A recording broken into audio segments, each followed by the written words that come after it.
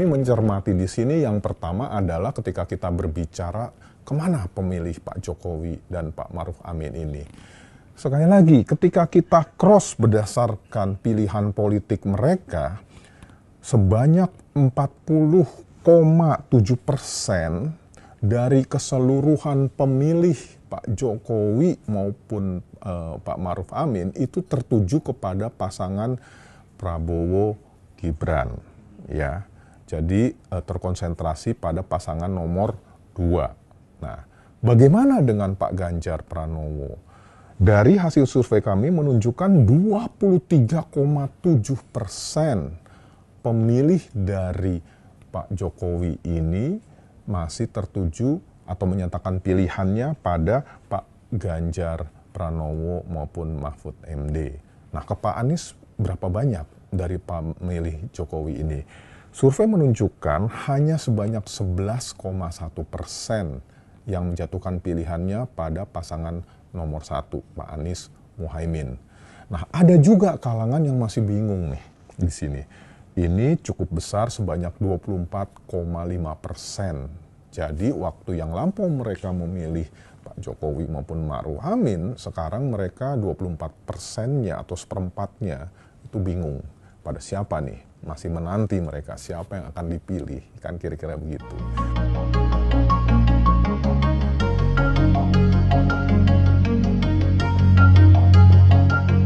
Nah, sekarang Pak Prabowo gimana nih? Ya.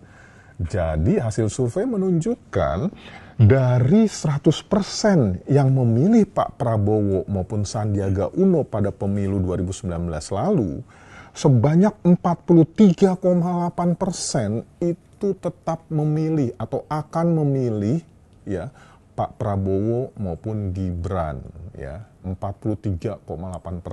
Ya belum separuh, tetapi dia berhasil mengkonsolidasikan sebagian besar dari pemilihnya yang lampau untuk kembali memilih Pak Prabowo yang kali ini berpasangan dengan Gibran. Ya, nah. Bagaimana dengan distribusi yang lainnya? Nah, ini menarik. Sebagian besar, cukup besar pula, pemilih dari Pak Prabowo ini yang ternyata sekarang memilih tidak Pak Prabowo, tetapi mengalihkan pilihannya kepada Pak Anies Muhaimin. Berapa proporsinya?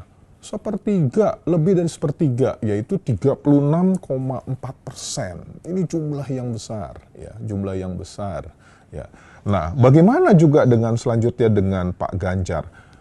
Pemilih Prabowo maupun Sandiaga Uno yang kini memilih Ganjar maupun Pak Mahfud itu kecil sekali, hanya 2,6%, di bawah 5% kalau kita hitung berdasarkan sampling errornya atau margin errornya.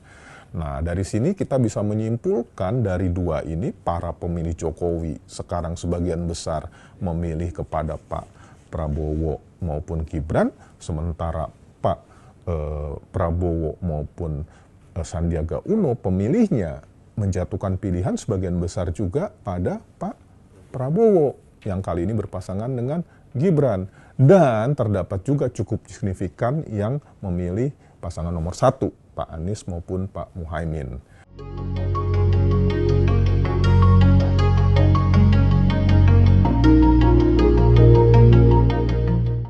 Ya, tentu kalau kita cermati dari berbagai macam hasil survei, terutama membandingkan antara yang di bulan Agustus sampai dengan yang di bulan Desember kali ini, kita tidak bisa juga menyangkal bahwa faktor Jokowi memegang peran yang sangat besar. Ya, apapun yang terjadinya di tingkatan makronya, politiknya, tetapi Pak Jokowi di sini tampaknya menjadi sentral.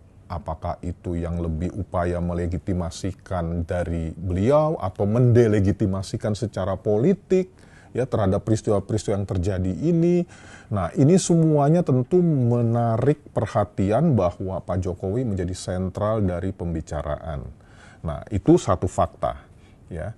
Tetapi fakta lain yang kita lihat di sini juga hasil survei menunjukkan bahwa ternyata pemilih-pemilih Pak Jokowi ya pada pemilu yang lampau itu sebagian besar sekarang berada di dalam pilihannya pada Pak Prabowo maupun Gibran yang notabene anak dari Pak Jokowi ya. Jadi menurut kami dua fakta tersebut, walaupun tidak diukur korelasinya, tetapi kita bisa melihat bahwa di satu sisi dia tetap menjadi sentral, di sisi lain ternyata terjadi perubahan aliran suara dari mulai pengikut-pengikutnya dalam pemilu lalu, pemilihnya, sebagian itu tertuju kepada Pak Prabowo maupun Gibran putranya.